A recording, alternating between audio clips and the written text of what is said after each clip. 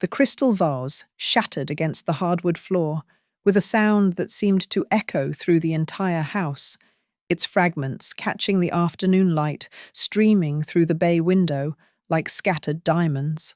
Margaret Chen stood frozen in the doorway of her immaculate living room, her manicured fingers still trembling from the force of her throw. The white orchids that had been so carefully arranged now lay crushed among the glass, their delicate petals already beginning to wilt. "Mum, what the hell?" David's voice cut through the silence, but Margaret's sharp glare silenced him mid-sentence. At 32, her son still instinctively straightened his shoulders under her disapproving stare, the same way he had when he was 8 years old and had tracked mud through her pristine kitchen.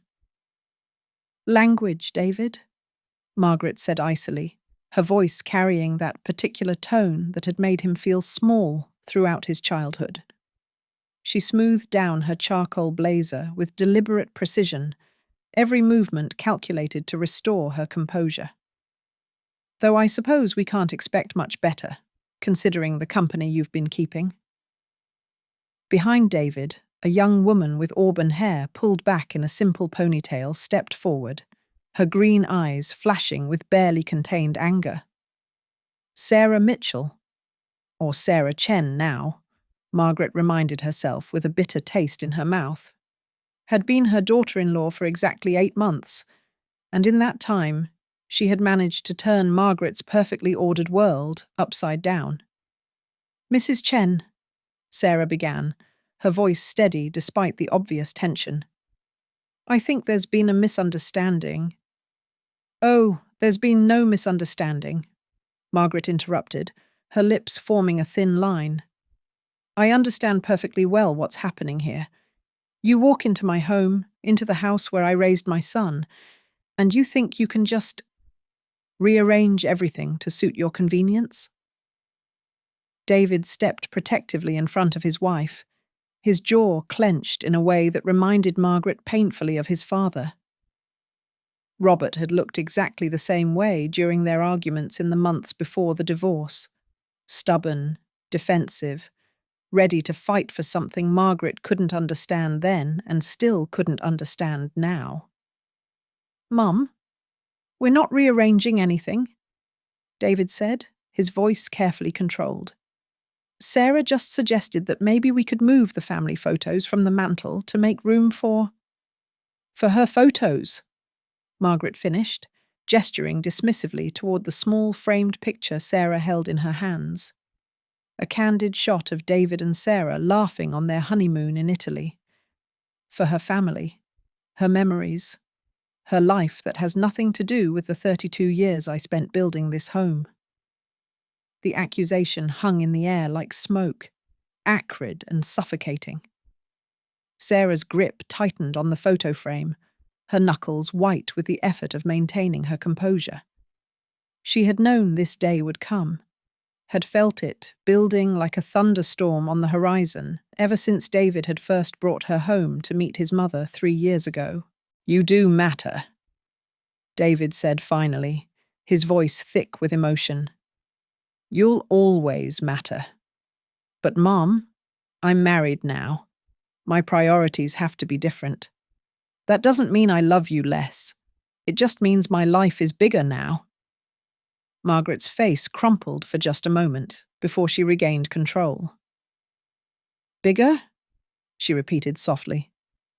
"Yes, I suppose it is. Big enough for her, but apparently not big enough for the woman who gave up everything to raise you." Sarah felt something snap inside her chest, a patience that had been stretched to its breaking point over months of subtle digs, passive-aggressive comments, and situations designed to make her feel like an outsider in her own marriage. She had tried to be understanding, had made excuse after excuse for Margaret's behavior, but this was too much. "You're right," Sarah said, her voice cutting through the tension like a blade. "You did give up everything for David. Your career, your social life, your own identity. You wrapped it all up in being his mother. And now you're angry because he's grown up and doesn't need you to be his whole world anymore." The room fell silent, except for the sound of Margaret's sharp intake of breath. David's eyes widened in horror at his wife's words, but Sarah pressed on, unable to stop now that she had started. "But that's not his fault, and it's not mine," Sarah continued. "That's a choice you made. And instead of finding a way to build your own life, you're trying to sabotage ours because you can't stand the idea that someone else makes him happy." Margaret's face went white, then red, then white again. When she spoke, her voice was deadly quiet. "Get out." "Mom?" David started, but Margaret held up a hand to silence him. "Get out of my house," she repeated, her eyes fixed on Sarah with an intensity that made Sarah's skin crawl. "Pack your things and get out, both of you." "This is my home too," David said, his voice breaking slightly. "I grew up here. You can't just—" "I can, and I am," Margaret replied, turning to face her son. "You've made your choice, David. You've chosen her over your own mother, over the woman who sacrificed everything for you. So go. Build your life with her. But don't expect me to stand by and watch while she destroys everything I've worked for." The accusation was so unfair, so completely divorced from reality, that Sarah almost laughed. Almost. Instead, she felt tears pricking at the corners of her eyes. Not tears of sadness, but tears of frustration and rage at the impossible situation Margaret had created.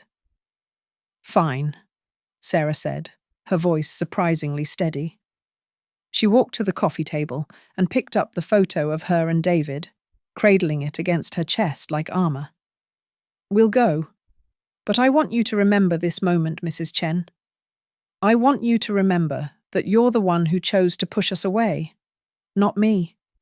Not David. You." She turned and walked toward the stairs, her back straight and her head held high.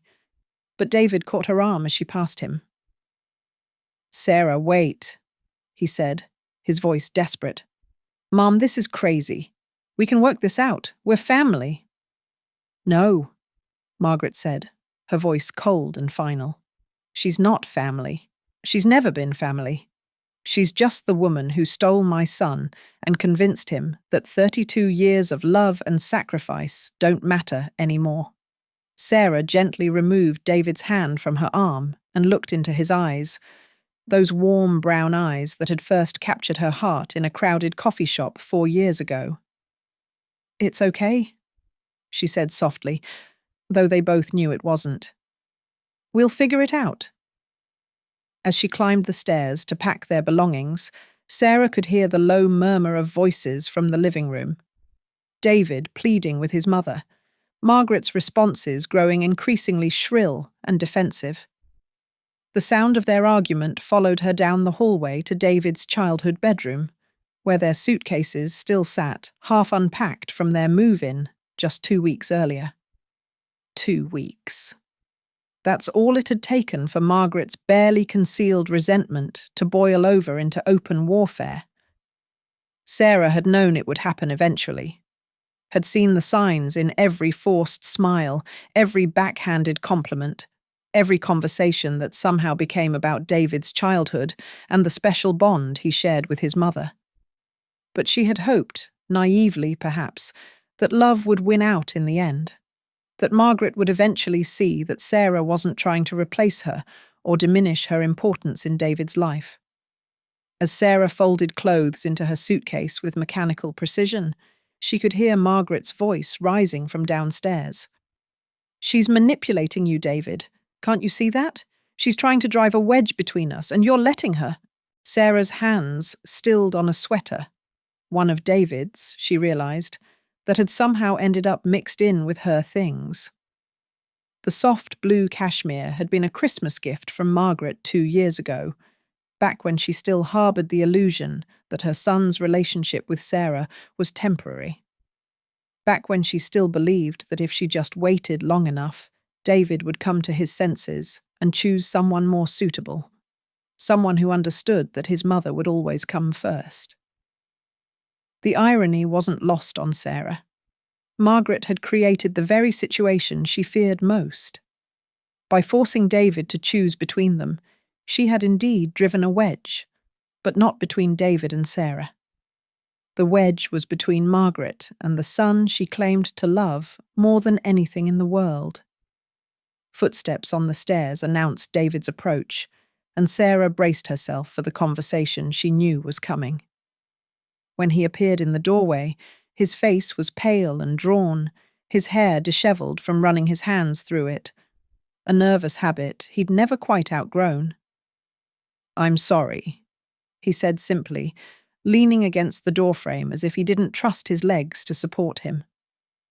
"I'm so sorry, Sarah. I never thought she would… I knew she was struggling with the adjustment, but I never thought she would throw us out." Sarah looked up from her packing, studying her husband's face. She could see the guilt there, the confusion, the desperate need to fix a situation that might be beyond repair. "It's not your fault," she said, though they both knew it wasn't entirely true. David's inability to set boundaries with his mother had contributed to this moment, just as surely as Margaret's refusal to accept change had. "I should have seen this coming," David continued, stepping into the room and sinking onto the bed beside the suitcase. "I should have been stronger. Should have made it clear from the beginning that you're my priority now." "You did make it clear," Sarah said gently, sitting beside him. Maybe not in the way she wanted to hear it, but you did. "David, you can't control how your mother chooses to react to your choices. You can only control your own actions." David's laugh was bitter. "My actions?" "Right. Well, my actions have just cost us our temporary home and probably damaged my relationship with my mother beyond repair. So, I'm not sure I'm the best judge of what actions to take." Sarah reached for his hand, intertwining their fingers. "Your mother is the one who chose to make this an ultimatum," she said firmly. "You didn't force her to throw us out. You didn't force her to say those things. She made those choices because she's more comfortable blaming me for the changes in your relationship than accepting that those changes are natural and healthy." "But maybe I could have handled it better," David said, his voice small. "Maybe if I had been more patient with her, more understanding." "David, stop." Sarah's voice was sharp enough to cut through his spiral of self-recrimination. "You've been patient with her for 3 years. You've listened to her subtle digs about my background, my career, my family. You've watched her undermine our relationship at every turn, and you've made excuses for her because you love her. But love doesn't mean accepting toxic behavior. It doesn't mean letting someone hurt the people you care about just because you're afraid of confronting them." The truth of her words hung between them, uncomfortable but undeniable. David squeezed her hand tighter, as if she might disappear if he let go. "What happens now?" he asked quietly. "Where do we go from here?" Sarah looked around the room that had been David's sanctuary throughout his childhood and adolescence. The walls were still covered with his high school football trophies, academic awards, and photos of him with his mother at various milestones: graduation, college acceptance, his first job. In every photo, Margaret's smile was radiant, her arm around her son possessive and proud. There was no evidence in this room that David had ever had a life outside of his relationship with his mother, no hint of the man he had become independent of her influence. "We find our own place," Sarah said finally. "We build our own life, separate from all of this, and we let your mother decide whether she wants to be part of it or not." David nodded slowly, understanding the weight of what she was saying. It meant no more impromptu visits, no more weekly dinners, no more pretending that Margaret's behavior was acceptable because she was family. It meant establishing boundaries that should have been set years ago, consequences that should have been implemented the first time Margaret crossed a line. "She'll never forgive me," David said, his voice barely above a whisper. "Maybe not," Sarah replied honestly. "But David, what she's asking you to forgive is pretty unforgivable too. She's asking you to choose between your wife and your mother, and she's making it clear that there's—" As if summoned by their conversation, Margaret's voice drifted up from downstairs, though they couldn't make out the words. She was talking to someone on the phone, probably her sister Linda, Sarah guessed, who had always been her confidant and enabler. By tomorrow, the entire extended family would know Margaret's version of events. How David's ungrateful wife had destroyed their happy home. How Sarah had manipulated him into choosing her over his devoted mother. How Margaret was the victim of a selfish woman's ambition. Sarah could already imagine the phone calls, the pointed comments at family gatherings, the subtle freeze-out that would follow. Margaret had years of practice at playing the martyr, at positioning herself as the wronged party while systematically undermining anyone who threatened her control over her son. It was a skill she had honed during her divorce from David's father, and one she had turned on every woman David had ever dated seriously. But Sarah wasn't every woman. She had her own family, her own support system, her own sense of self-worth that didn't depend on Margaret's approval. And more importantly, she had David. Not the David who still lived in this shrine to his childhood, but the David who had chosen to build a life with her, who had promised to love and cherish her regardless of what anyone else thought. "We should go," Sarah said, standing up and closing her suitcase with a decisive snap. "The longer we stay here, the harder this is going to get." David nodded and moved to pack his own things, though Sarah could see the reluctance in every movement. This room represented more than just his childhood. It represented the last vestige of the family he had known before divorce and remarriage, and the complicated dynamics of adult relationships had changed everything. Leaving it meant accepting that some things, once broken, couldn't be put back together the same way. As they carried their suitcases downstairs, Margaret appeared in the living room doorway. She had cleaned up the broken vase and wilted orchids, Sarah noticed, and had arranged fresh white roses in a different vase on the mantel. The family photos had been rearranged too, Sarah realized. The ones that had included her, even peripherally, had been removed or replaced with older pictures that showed only Margaret and David. "I've called Linda," Margaret announced, her voice carefully neutral. "She's expecting you both for dinner. I thought you might need somewhere to go tonight." The gesture was so unexpected, so seemingly thoughtful, that Sarah almost softened toward her mother-in-law. Almost. But then she noticed the way Margaret's eyes avoided hers, focusing only on David, and she understood. This wasn't an olive branch. It was a recruitment strategy. Linda had always been Margaret's most devoted supporter, and dinner at her house would be an opportunity to present their side of the story first, to gain sympathy and allies before Sarah and David could defend themselves.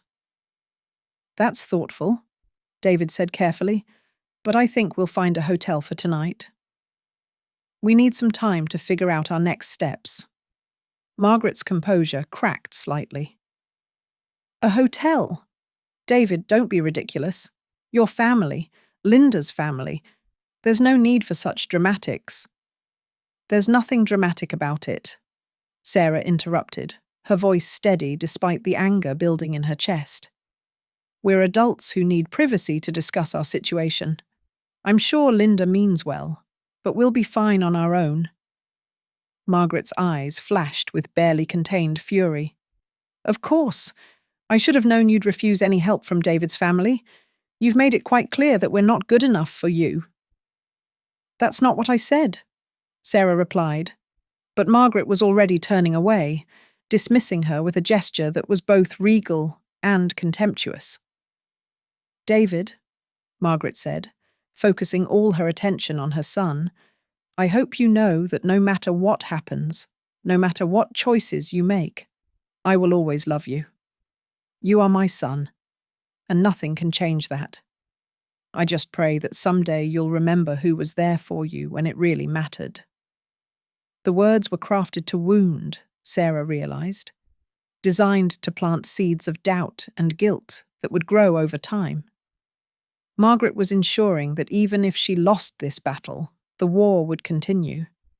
Every argument Sarah and David had in the future would be coloured by these words. Every moment of difficulty in their marriage would be attributed to this choice, this moment when David chose his wife over his mother. But David surprised them both.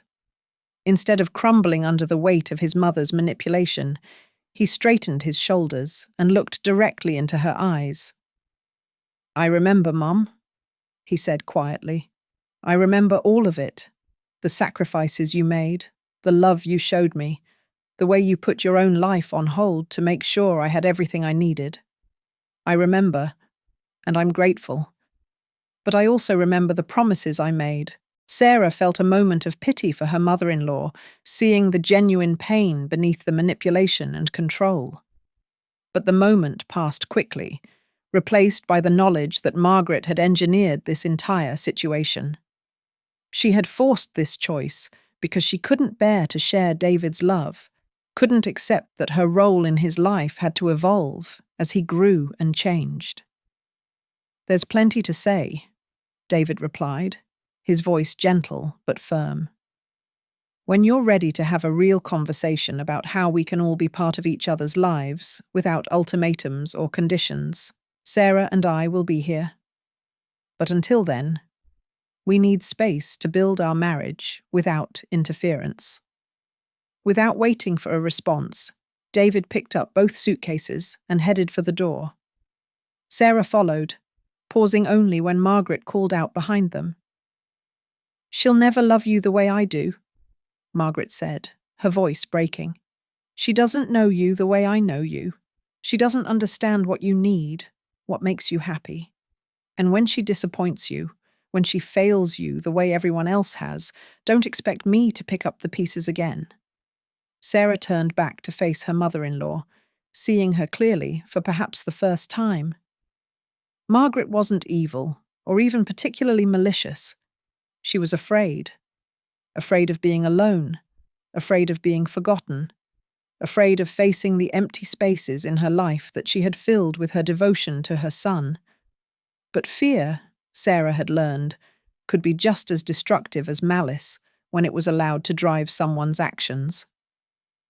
You're right, Sarah said quietly. I'll never love David the way you do. I'll love him the way a wife loves a husband, as an equal partner, not as a possession. I'll love him enough to encourage his growth, even when it takes him away from me sometimes. And I'll love him enough to never ask him to choose between his happiness and mine. With that, she turned and walked out of the house, leaving Margaret standing alone in the living room, surrounded by the photographs and memories of a life that had been perfect only as long as she could control every aspect of it. As they loaded their suitcases into David's car, Sarah could feel Margaret watching them from the window. The weight of her gaze was almost physical, pressing down on them like a promise of future conflict. This wasn't over. Sarah knew that with absolute certainty. Margaret would regroup, would find new ways to insert herself into their marriage, new pressures to bring to bear. But for the first time since she had met David's mother, Sarah felt ready for the fight. Where to? David asked as he started the car, his voice carefully neutral. Sarah looked back at the house where she had briefly tried to make a home, where she had hoped to build bridges and create the kind of family she had always dreamed of. The windows glowed warmly in the evening light, and for a moment she could almost imagine what it might have been like if things had been different. If Margaret had been willing to share instead of possessing, to welcome instead of competing, to love without conditions. But some dreams were too costly to pursue. and some bridges were built on foundations too weak to support the weight of real relationship. "Somewhere new," Sarah said, reaching for David's hand as they pulled away from the curb. "Somewhere that's just ours." Behind them, the house grew smaller in the rearview mirror, but Sarah could still feel the pull of unfinished business, the promise of confrontations yet to come. Margaret had made her choice, and now they would all have to live with the consequences. The first battle was over, but the war for David's heart, and for the future of their marriage, had only just begun. 3 months had passed since that terrible afternoon, when Margaret Chen had banished her son and daughter-in-law from the house that had been David's sanctuary for 32 years. 3 months of silence that stretched between them like a chasm, growing wider with each passing day. 3 months during which Sarah had watched her husband slowly unravel, his guilt and grief eating away at him like acid. The apartment they had found was small but comfortable, a 2-bedroom unit in a converted Victorian house on the tree-lined side of town. Sarah had thrown herself into making it home, painting walls, arranging furniture, hanging photos of their life together. But David moved through the space like a ghost, present in body but absent in spirit. His thoughts always circling back to the mother who had raised him and the relationship that might be broken beyond repair. It was a Tuesday evening in late autumn when everything changed. Sarah was grading papers at the kitchen table, red pen poised over a particularly creative interpretation of American history, when her phone buzzed with an unknown number. She almost ignored it. Telemarketers had been persistent lately, but something made her answer. "Sarah?" "It's Linda Zhao, Margaret's sister." Sarah's stomach dropped. She had met Linda only a handful of times at family gatherings, and while the woman had always been polite, there had been an undercurrent of judgment in every interaction. Linda was Margaret's closest confidant, her most loyal supporter, and the person most likely to share Margaret's version of recent events. "Hello, Linda," Sarah said carefully, setting down her pen. "How are you?" Linda's voice cracked slightly. "Sarah, I'm calling about Margaret. She's in the hospital." The world seemed to tilt sideways. Sarah gripped the phone tighter, her mind racing through possibilities. What happened? Is she... She had a heart attack yesterday evening. A mild one, the doctors say, but... Linda's voice trailed off. "She's been asking for David. Constantly. The nurses say she keeps calling his name in her sleep." Sarah closed her eyes, feeling the familiar weight of conflicted emotions settle over her chest.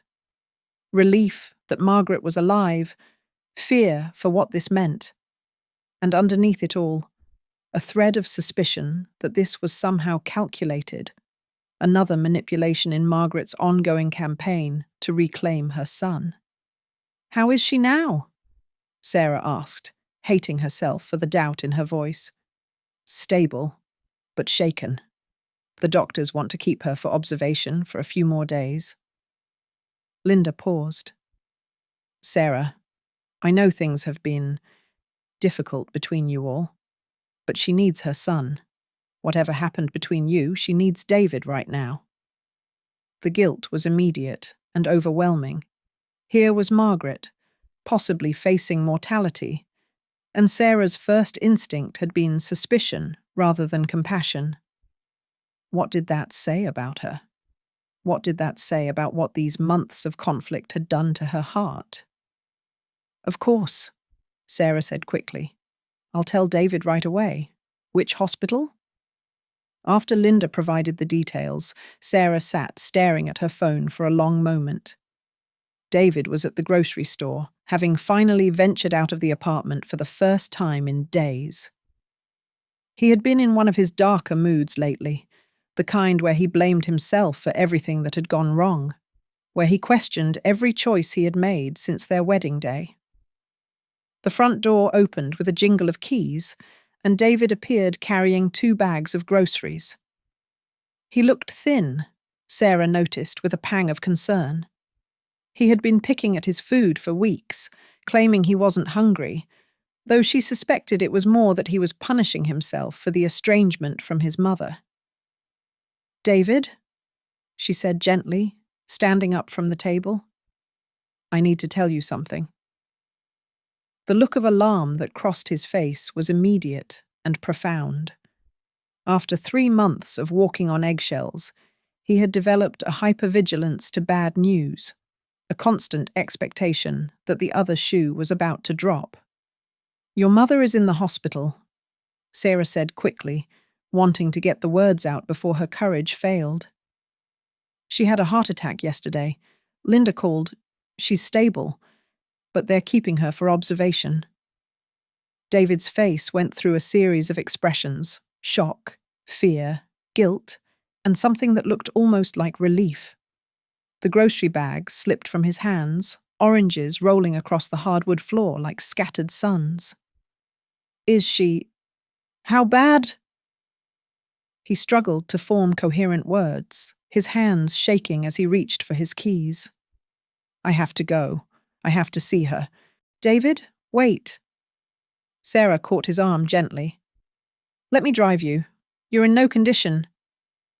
"She probably doesn't want to see you," David said, then immediately looked stricken by his own words. "I'm sorry, I didn't mean—" "It's okay," Sarah said, though it wasn't. Not really. "You're right. This should be between you and your mother. But I don't think you should drive yourself right now." David looked at her with something approaching gratitude. "Would you? I mean, you don't have to come up. You could just—" "I'll wait in the car," Sarah said firmly. "Let's go." The drive to the hospital was silent, except for the soft hum of the radio and David's occasional sharp intake of breath. Sarah could see him rehearsing conversations in his head, preparing for what he might find, what his mother might say to him. The guilt was written all over his face. Guilt for staying away. Guilt for causing the stress that might have contributed to her heart attack. Guilt for choosing his wife over his mother. St. Mary's Hospital was a sprawling complex of beige buildings connected by covered walkways. Sarah had been here once before, when David had his appendix removed 2 years ago. Margaret had been there then too, pacing the waiting room like a caged animal, interrogating every nurse and doctor who passed by. She had treated Sarah like an afterthought, a friend who had happened to tag along rather than the woman who would become David's wife. "You're sure you don't mind waiting?" David asked as they pulled into the parking garage. "I'm sure," Sarah said, though she wasn't entirely sure of anything anymore. "Take as long as you need." David leaned over and kissed her cheek, a gesture so tender and unexpected that Sarah felt tears prick at her eyes. "I love you," he said quietly. "Whatever happens up there, whatever she says about us, about you, I love you." Sarah watched him disappear through the hospital's automatic doors, his shoulders hunched against the weight of expectations and fear. Then she settled back in the driver's seat to wait, NPR providing a gentle soundtrack of international news and classical music that felt surreal against the backdrop of family drama. An hour passed, then 2. Sarah's phone buzzed with text messages from friends, work emails, the normal detritus of daily life that seemed impossibly trivial in the face of whatever conversation was happening 4 floors above her head.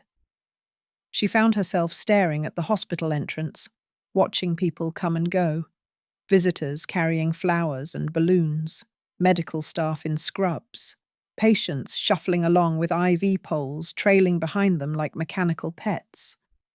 When David finally emerged, his face was streaked with tears, and his eyes held a hollow look that made Sarah's chest tighten with dread. He climbed into the passenger seat without speaking, his hands clasped tightly in his lap. How is she? Sarah asked gently. Awake. Talking. The doctors say she'll be fine, as long as she takes care of herself. David's voice was hoarse, as if he had been talking for hours. She wants to see you. Sarah blinked in surprise. She what? She wants to apologize. She says... David's voice broke slightly. She says she's been thinking about what happened, about the things she said, and she wants to make it right. Every instinct Sarah possessed screamed that this was a trap. Margaret Chen did not apologize, did not admit fault, did not invite reconciliation unless it served her purposes. But looking at her husband's face, seeing the desperate hope there, Sarah knew she couldn't refuse. Okay, she said quietly. If that's what she wants.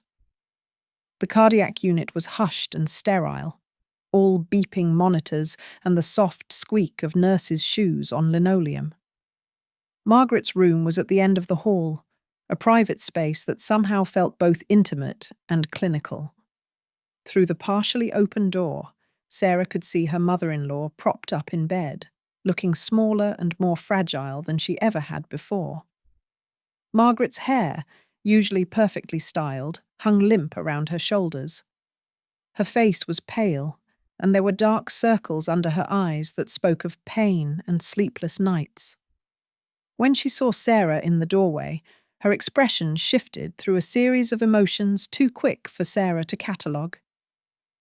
"Come in," Margaret said, her voice weaker than Sarah had ever heard it. "Both of you." David moved to his mother's bedside immediately, taking her hand with the kind of gentle reverence usually reserved for precious artifacts. Sarah remained near the door, uncertain and wary. "I've been doing a lot of thinking," Margaret began, her eyes fixed on her son's face. "Lying here, attached to these machines, thinking about what's important. About what I could lose if I keep fighting battles that don't need to be fought." Sarah felt a flicker of something that might have been hope, quickly suppressed by experience and caution. "The doctor says stress was a major factor in what happened to me," Margaret continued. "Stress and anger and holding on to resentments that were poisoning me from the inside." She finally looked at Sarah. "I owe you an apology." The words hung in the air between them, shocking in their unexpectedness. Sarah had prepared for many things: accusations, manipulations, emotional blackmail, but not this. "Mrs. Chen," Sarah began, but Margaret held up a hand. "Let me finish, please."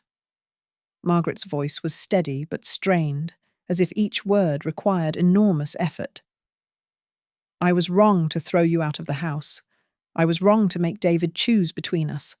And I was wrong to blame you for changes that were natural and necessary." David's grip on his mother's hand tightened, and Sarah could see tears streaming down his face. This was what he had been hoping for, praying for, during these long months of estrangement.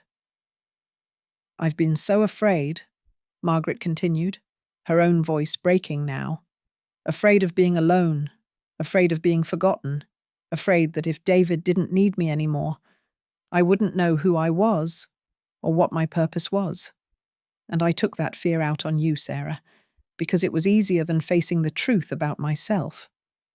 Sarah moved closer to the bed, drawn by the vulnerability in Margaret's voice.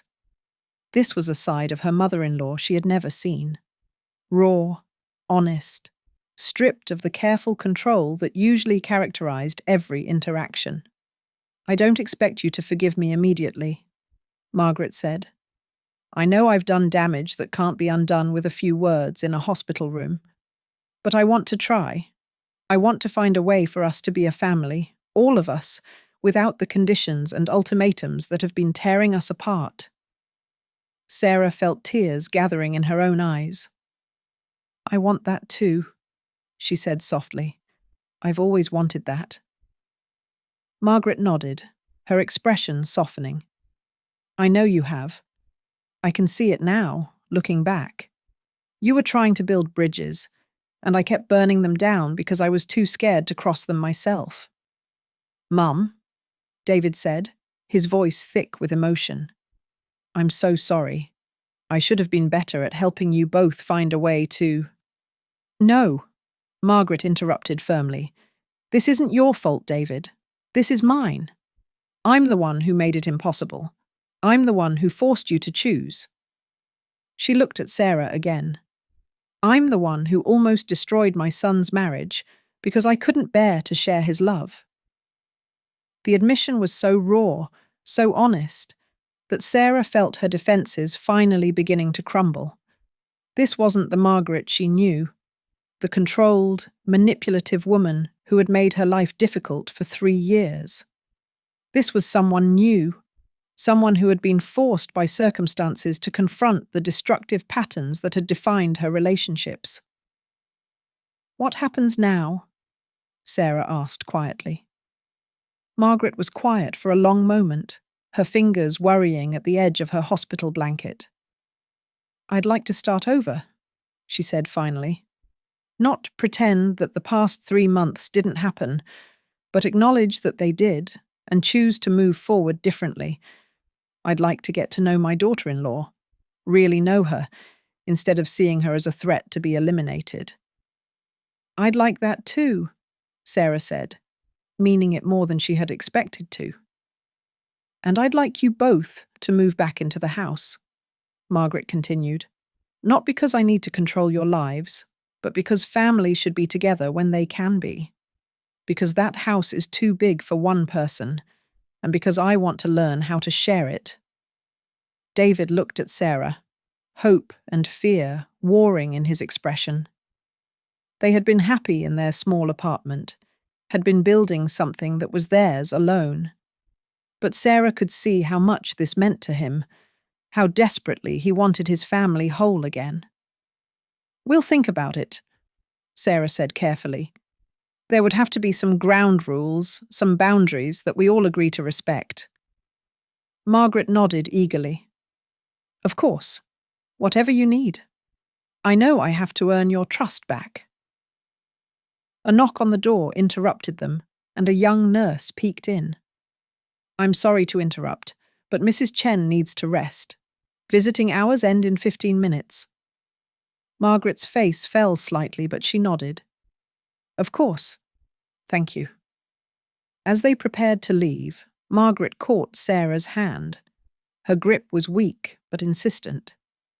Sarah, she said quietly, I want you to know that I see how much you love my son. I see how happy you make him. And I'm sorry it took me so long to appreciate that, instead of resenting it. Sarah squeezed her mother-in-law's hand gently. Thank you, she said. That means more than you know. The drive home was different from the drive to the hospital. Where before there had been tension and dread, now there was a cautious optimism, a sense that something broken might actually be repairable. David was quiet, but it was a peaceful quiet, rather than the tormented silence that had characterized recent weeks. Do you believe her? Sarah asked as they pulled into their apartment complex. David was quiet for a long moment. I want to, he said finally. God, I want to so badly, but you're scared too, Sarah finished. Terrified, David admitted. What if this is just another manipulation? What if she's using her heart attack to get us back? And once we're there, everything goes back to the way it was. Sarah parked the car and turned to face her husband. Then we leave again, she said simply. David, we're not the same people we were 3 months ago. We've learned to stand up for ourselves, to set boundaries. If your mother reverts to her old patterns, we'll know what to do.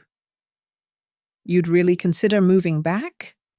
David asked, his voice full of wonder. Sarah thought about it honestly. The house held so many painful memories now, the fights, the ultimatums, the feeling of being unwelcome in what should have been her home. But it also held the potential for new memories, better ones. And Margaret had seemed genuinely different in that hospital room, broken open in a way that might allow real healing to begin. "I'd consider it," she said finally, but slowly, with conditions, and with the understanding that if it doesn't work, we have our own place to come back to. David leaned over and kissed her, a kiss full of gratitude and relief and love.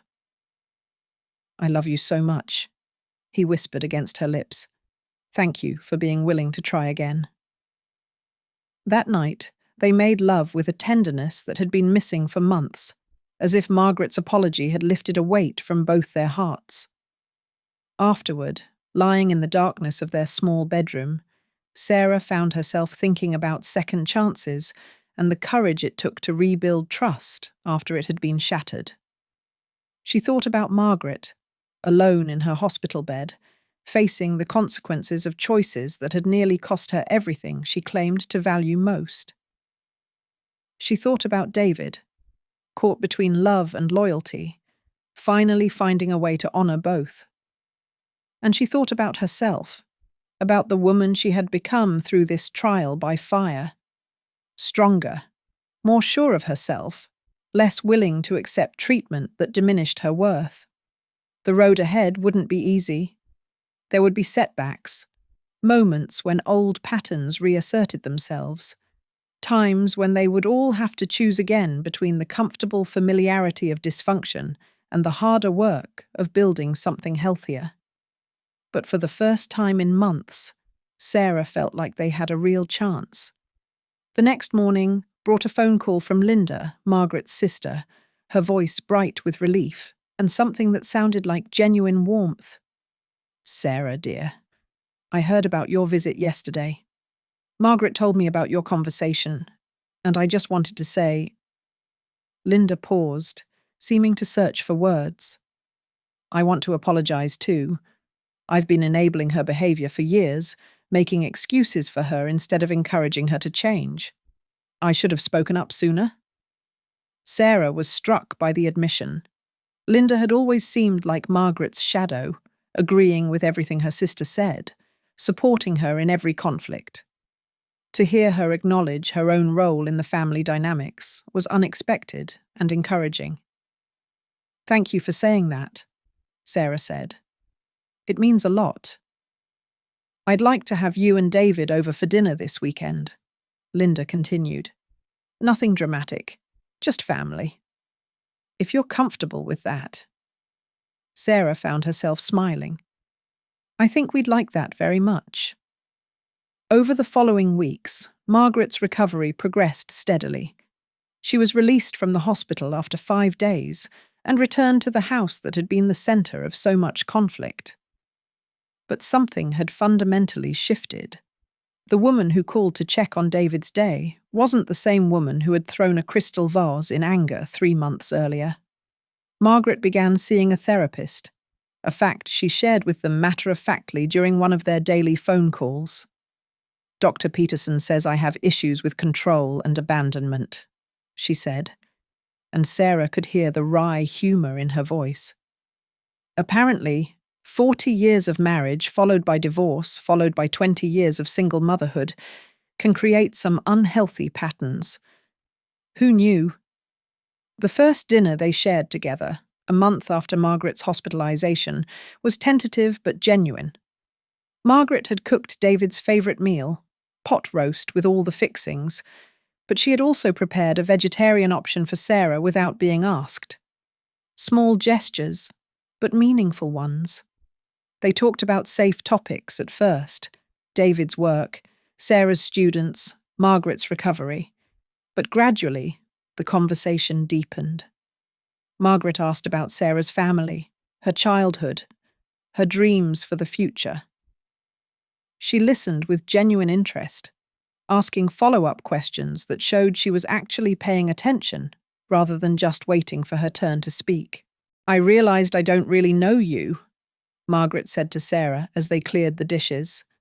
"I mean, I know facts about you, where you work, where you grew up. But I don't know what makes you laugh, what you're afraid of, what you dream about. I've been so focused on protecting my relationship with David that I never tried to build one with you. Sarah handed her a plate to dry. I'd like to change that, she said. If you would. Margaret smiled, and for the first time it reached her eyes. I'd like that very much. The conversation about moving back into the house came up naturally a few weeks later. Margaret was struggling with yard work, her energy still limited by her recovery, and David had been coming by on weekends to help. Sarah found herself joining him, weeding flower beds and raking leaves, while Margaret directed from a chair on the porch. "This is ridiculous," Margaret said one afternoon, watching David struggle with a particularly stubborn rosebush. "I have 5 bedrooms, and I'm rattling around here by myself, while you two are crammed into that tiny apartment paying rent to a stranger." Sarah and David exchanged glances. They had been thinking the same thing, but neither had wanted to be the first to bring it up. "We've been talking about it," Sarah said carefully, "but we'd need to establish some boundaries, some rules about privacy and space." Margaret nodded eagerly. "Of course. Your own space, your own life.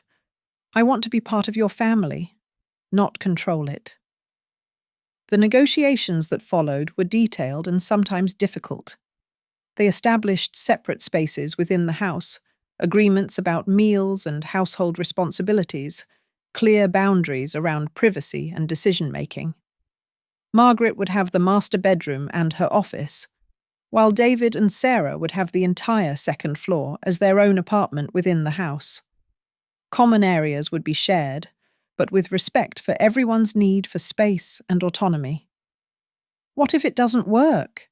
Sarah asked during one of their planning sessions. "What if we fall back into old patterns?" Margaret was quiet for a moment. "Then we'll have learned something valuable about ourselves and our family," she said finally, "and we'll figure out a different way to love each other." "But Sarah, I don't want to go back to the way things were. I've seen what that almost cost me. I almost lost my son, and I almost lost the chance to know the woman he loves. I won't make that mistake again." The move happened gradually, over the course of several weekends. Sarah found herself nervous as she unpacked their belongings in the room that had once been David's childhood sanctuary. The walls had been repainted, the trophies and posters removed to make space for their life together. It felt like a metaphor for the changes happening in their family, making room for new growth while honouring what had come before. The first few weeks were an adjustment for everyone. There were moments of tension, old habits that threatened to reassert themselves. Margaret caught herself offering unsolicited advice about Sarah's career, then stopped mid-sentence with a rueful smile. "There I go again," she said. "Dr. Peterson says I need to learn the difference between being helpful and being controlling." Sarah found herself walking on eggshells at first, afraid to fully relax in a space where she had once felt so unwelcome. But gradually, as Margaret's behaviour remained consistent with her promises, Sarah began to feel genuinely at home. The breakthrough came on a rainy Thursday evening in November. Sarah had been battling a particularly difficult parent conference all afternoon, dealing with a mother who blamed everyone but her son for his failing grades. She came home exhausted and frustrated, wanting nothing more than to collapse on the couch with a cup of tea and mindless television. Instead, she found Margaret in the kitchen, stirring something that smelled like heaven. "Rough day?" Margaret asked, looking up from the stove. "The worst," Sarah replied, dropping her bag by the door. "Some days I wonder why I became a teacher." "Because you're good at it," Margaret said simply. "David tells me about the letters you get from former students, how they credit you with changing their lives. That's not something you can fake or force. That's a gift." Sarah felt tears prick at her eyes. It was exactly what she needed to hear, and the fact that it came from Margaret made it even more meaningful. "I made soup," Margaret continued. "Tomato, basil, your favorite. I thought we could eat together and you could tell me about your day, if you want to." Sarah looked at her mother-in-law, really looked at her, and saw something she had never seen before. Genuine care, uncomplicated by ulterior motives or hidden agendas. Margaret was offering comfort with no strings attached, no expectations of reciprocal attention or gratitude. "I'd like that," Sarah said, and meant it completely. As they sat at the kitchen table, sharing soup and conversation, Sarah felt a shift in her chest. The last of her defenses finally crumbled, replaced by something she had never expected to feel toward Margaret Chen. Affection. Not just tolerance or resigned acceptance, but genuine fondness for this complicated woman who had finally learned to love without conditions. David found them there an hour later, talking and laughing like old friends. The look of wonder on his face was worth every difficult moment they had endured to get to this place. "Are you two plotting against me?" he asked, kissing first his wife and then his mother on the cheek. "Actually," Margaret said with a mischievous smile, "we're planning your surprise birthday party. So yes, I suppose we are plotting against you." Sarah laughed, feeling lighter than she had in years. This was what family was supposed to feel like. Warm, supportive, full of love that lifted people up rather than tearing them down. It had taken a heart attack and months of separation to get here, but they had finally found their way to each other. Later that night, as Sarah and David got ready for bed in their room on the second floor, David shook his head in amazement. "I never thought I'd see this day," he said. "You and Mum actually enjoying each other's company?" Sarah smiled, brushing her teeth at the sink they had installed in their bathroom. "Your mother is actually pretty wonderful when she's not trying to control everything." "She's learned to let go," David agreed. "Finally." "We all have," Sarah said, thinking about her own journey from defensive outsider to trusted family member. "We've all learned to let go of things that weren't serving us." As they settled into bed, Sarah felt a deep sense of peace. The family she had always wanted was finally within reach. Not perfect, but real and honest and committed to growing together rather than apart. There would still be challenges ahead, moments when they would all have to choose love over fear, understanding over judgment. But they had proven to themselves that they could weather the storms, that their bond was strong enough to survive even the most difficult tests. The war for David's heart was finally over, and everyone had won. 2 years later, Sarah stood in the kitchen of the house that had once felt like enemy territory, now genuinely her home, watching Margaret teach her 3-year-old granddaughter how to frost cupcakes. Flour dusted every surface. Pink icing had somehow found its way into little Emma's hair, and Margaret's usually pristine appearance was cheerfully dishevelled. "Grandma Maggie, mine looks like a monster." Emma giggled, holding up a cupcake that did indeed resemble something from a child's imagination rather than a bakery display. "All the best cupcakes look like monsters," Margaret replied solemnly, adding googly eyes to her own creation. "It means they have personality." Sarah smiled, one hand resting on her rounded belly, where baby number 2 was growing strong. The irony wasn't lost on her. She was more pregnant now than she had been when this whole saga began, and Margaret was more excited about this grandchild than Sarah had ever imagined possible. "How are my girls doing?" David asked, appearing in the doorway with his tie loosened and his sleeves rolled up, fresh from his promotion celebration at work. "Daddy, look at my monster cake." Emma launched herself at her father, transferring pink icing to his dress shirt without a trace of remorse. It's terrifying, David said seriously, examining the cupcake with the gravity it deserved. I think it might eat all the other cupcakes when we're not looking. Margaret caught Sarah's eye over Emma's head and winked.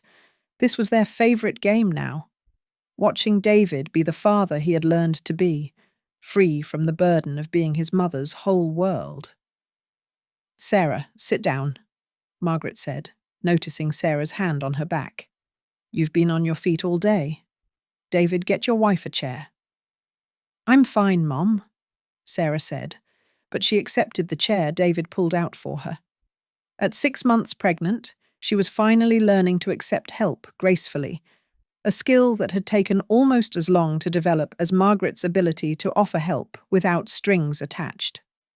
The nursery is almost finished, Margaret said, washing icing off Emma's hands. I found the most beautiful mobile at that little shop downtown. Elephants and giraffes, just like you wanted. Sarah felt the familiar warmth that came with these moments, when Margaret's natural nurturing instincts emerged without the overlay of control or manipulation. The woman who had once seen her as a threat now delighted in preparing for her second grandchild, shopping for baby clothes and reading parenting books with the enthusiasm of a first-time grandmother. You don't have to, Sarah began, but Margaret held up a soapy hand. I want to, she said simply. Let me spoil my grandchildren. Let me spoil you. I have 40 years of missed opportunities to make up for.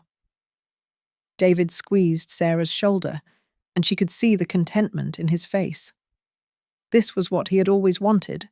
His mother and wife not just coexisting, but genuinely caring for each other. It had taken a heart attack, months of therapy, and countless difficult conversations. But they had finally become the family he had dreamed of. Speaking of spoiling, David said, pulling an envelope from his jacket pocket, I have news.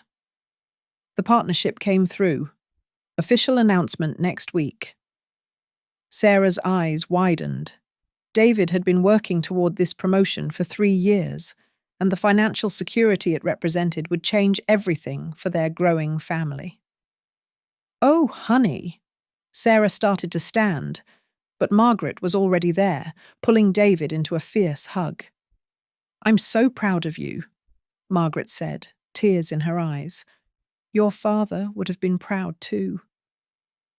It was the first time Margaret had mentioned David's father in Sarah's presence without bitterness or regret.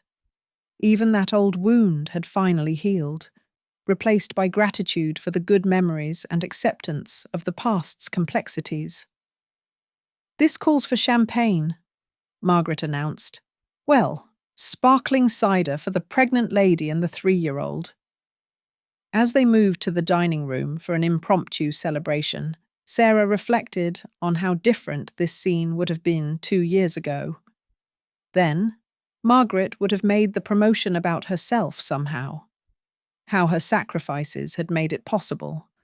How she had always known David would succeed. Now her joy was uncomplicated, focused entirely on her son's achievement and her family's happiness. To new beginnings? Margaret raised her glass, looking around the table at her son, daughter-in-law, and granddaughter. To second chances and third chances, and as many chances as it takes to get love right. To family, David added, his voice thick with emotion. To forgiveness, Sarah said quietly, meeting Margaret's eyes across the table. Emma, not to be outdone, raised her sippy cup high.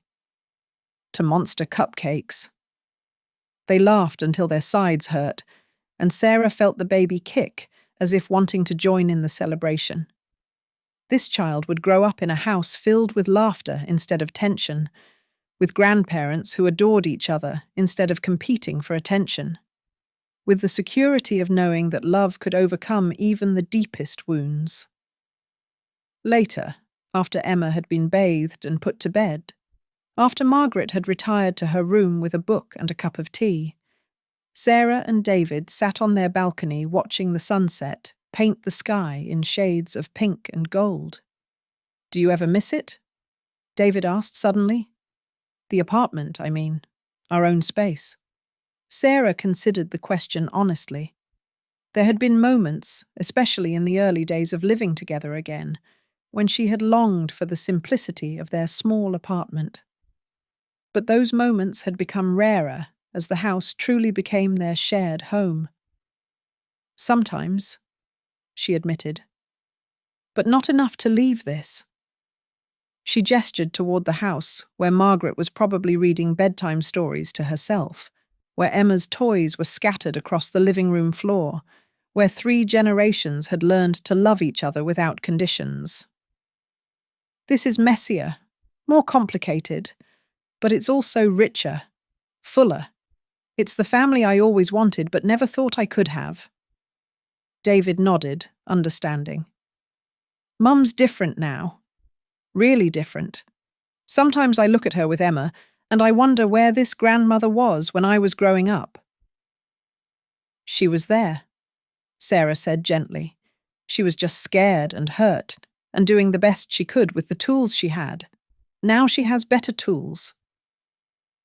We all do, David agreed, taking her hand. As if summoned by their conversation, Margaret appeared on the balcony below, tending to her rose garden in the fading light. She looked up and waved, her face serene in a way Sarah had never seen before. Sleep well, you two, Margaret called softly. Big day tomorrow, Emma's dance recital. We'll be there, Sarah called back, and meant it completely. They would all be there, cheering Emma on, taking too many pictures, arguing good-naturedly about where to go for ice cream afterward. They would be there as a family, imperfect, complicated, but bound together by love that had been tested and proven strong enough to survive anything. That night, as Sarah felt the baby move within her and listened to David's steady breathing beside her, she thought about the journey that had brought them to this place. It hadn't been easy. There had been harsh words, broken trust, and moments when it seemed like the damage was too great to repair. But they had all chosen love over fear, growth over stagnation, forgiveness over resentment. The house settled around them with familiar creaks and sighs, no longer the battlefield it had once been, but a true home where 3 adults had learned to share space and love without losing themselves in the process. Where a little girl could grow up surrounded by adults who had fought for the right to love her unconditionally, where another baby would soon join a family that had learned the difference between love that controls and love that liberates. Sarah smiled in the darkness, one hand on her belly and the other in David's. Tomorrow would bring new challenges, new opportunities to choose love over fear. But tonight, she was exactly where she belonged, in a house full of people who had learned that family isn't just about blood or tradition or meeting expectations. Family is about showing up, doing the work, and loving each other through the mess of being human. The war was over, the healing had begun, and love, finally, had won.